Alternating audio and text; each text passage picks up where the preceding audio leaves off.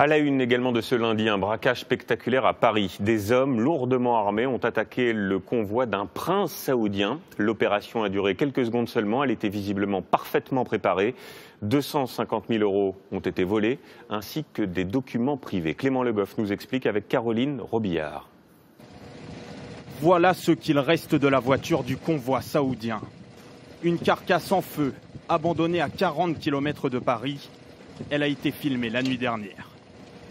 L'épilogue d'un guet-apens spectaculaire qui s'est joué en seulement quelques secondes hier soir dans la capitale. Il est un peu plus de 21 h.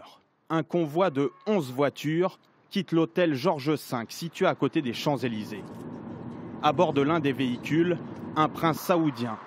Son convoi doit rejoindre l'aéroport du Bourget au nord de Paris, mais à mi-chemin, il est stoppé net porte de la Chapelle, juste avant l'autoroute.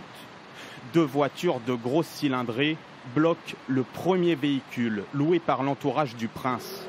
Entre 5 et 8 hommes en descendent. Ils sont cagoulés, armés et braquent la délégation saoudienne. Butin, 250 000 € en liquide et des documents privés. Une attaque éclair.